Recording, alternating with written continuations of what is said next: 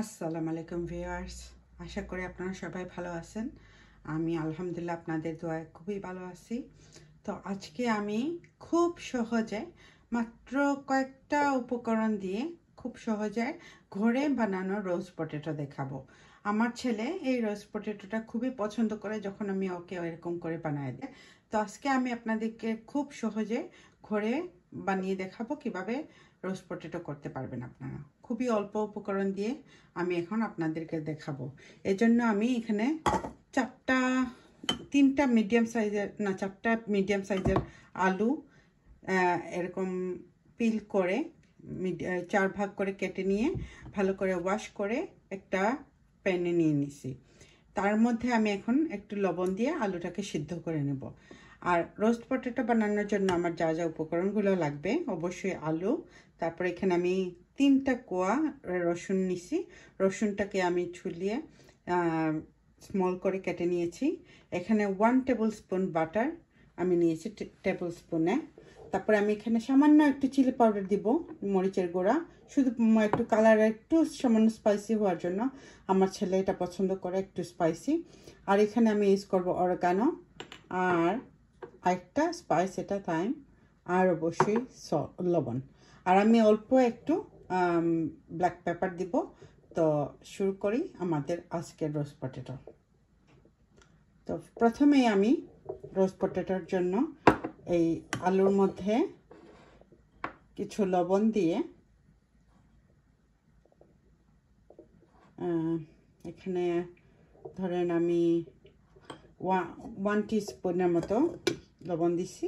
এখন আমি আলুটাকে সিদ্ধ করে নেব। আমি আলুটা সিদ্ধ করে আবার আপনাদের সাথে জয়েন হচ্ছি। ব্ল্যাক পেপারটা আমি দেখাতে ভুলে গেছি, তো আমি 1 চিমটি মানে 4 চামচের মধ্যে দেখতে পাচ্ছেন কতটুকু ব্ল্যাক পেপার নিছি। শুধু এতটুকু ব্ল্যাক পেপারই আমি ইউজ করব। তারপরে আমি এখানে আলু সিদ্ধ হতে বসায় দিছি। যখন আমি আলু সিদ্ধ করে ফেলবো তখন আমি বাটার আর গার্লিকটাকে মাইক্রোওভেনে দিয়ে 30 সেকেন্ডের জন্য বাটারটা মেল্ট হতে দিব। তারপরে আমি আলুটাকে মিক্স করব। একটু পরে ঘুরে আসছি। আমার আলুগুলো সিদ্ধ হয়ে গেছে, মানে আমি অল্প একটু পানি দিয়ে লবণ দিয়ে সিদ্ধ করে নিছি। এই তারপরে পানি ঝরিয়ে যখন সিদ্ধ হয়ে যাবে অল্প একটু আমি এরকম শেক করে নিব আলুগুলোকে, অল্প একটু ভেঙে ভেঙে দিব আর কি। তারপরে আমি এই বাটারটাকে এখন মাইক্রোওভেনে গার্লিক, এই রসুন আর ব্ল্যাক পেপার দিয়ে একটু 30 সেকেন্ড গরম করে নিব, যে মানে আমার বাটারটা যতটুকু মেল্ট হয়ে না যায় ততক্ষণ পর্যন্ত আমি এটাকে মাইক্রোওভেনে দিব। 30 সেকেন্ড প্রবাবলি হয়ে যাবে। আমি মাইক্রোওভেনে দিচ্ছি এখন।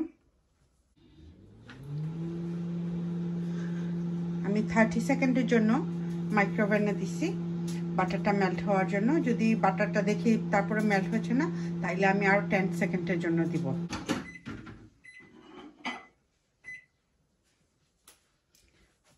30 সেকেন্ডেই আমার বাটার মেল্ট হয়ে গেছে। আমার আর 10 সেকেন্ড এক্সট্রা দেওয়ার দরকার হয় নাই। এখন আমি এখানে স্পাইসগুলো মিক্স করে দিব। অল্প একটু আমি হাতে নিব এরকম করে, তারপরে এটাকে হাত দিয়ে ভালো করে মিক্স করে এটার মধ্যে দিয়ে দিব। তারপরে সেকেন্ডটা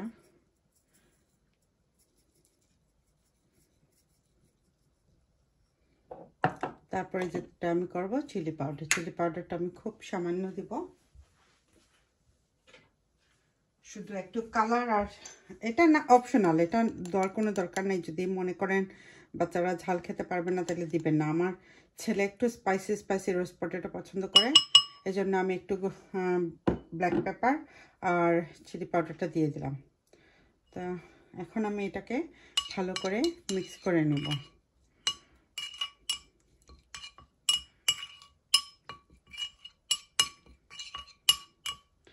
এখন আমি আলুগুলোকে এটার মধ্যে দিয়ে দিব।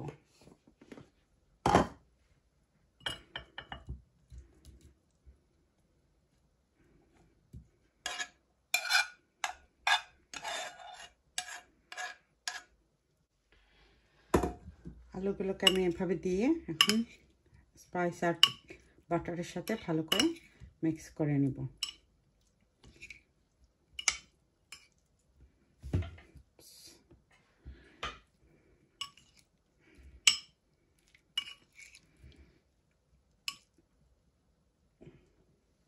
যখন ভালো করে আমি বাটারের সাথে আলুগুলোকে মিক্স করে নিব, তার উপরে আমি দিয়ে দিব অল্প একটু চিজ। আপনারা এনি চিজ ইউজ করতে পারবেন।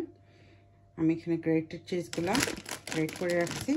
গ্রেটেড চিজগুলা দিয়ে এটাকে আমি ওভেনে প্রিহিট করে রাখছি। ওভেনের মধ্যে আমি গ্যাস মার্ক 4-এ দিয়ে অ্যাবাউট 10 মিনিটের মতো, যতক্ষণ না আমার চিজগুলা মেল্ট হয়ে গেছে আর আলুগুলা গোল্ডেন ব্রাউন হয়ে গেছে, ততক্ষণ পর্যন্ত আমি এটাকে ওভেনে বেক করব। তারপরে হয়ে গেল আমার রোস্ট পটেটো রেডি। তো আমি যখন ওভেনে বেক করব আপনাদেরকে আবার দেখাচ্ছি। এখন আমি রোস্ট পটেটোকে ওভেনের মধ্যে দিয়ে দিচ্ছি। গ্যাস মার্ক 4-এ দিয়ে আমি 10 থেকে 12 মিনিট পর্যন্ত বেক করব। আফটার 12 মিনিটের পর আমি এটাকে ওভেন থেকে বাইর করছি। এই হলো আমার ফাইনাল লুক আমার রোস্ট পটেটোর। এরকম ব্রাউন হওয়ার পরে বাইর করে নিয়ে আসতে হবে ওভেন থেকে। আর আজকে আমি রোস্ট পটেটোর সাথে যেটা সার্ভ করব এটা হলো স্লাইডার। এইটার যদি আপনারা ভিডিও চান অবশ্যই কমেন্ট করবেন, আমি একদিন আপনাদেরকে লাইভ দেখা দিব।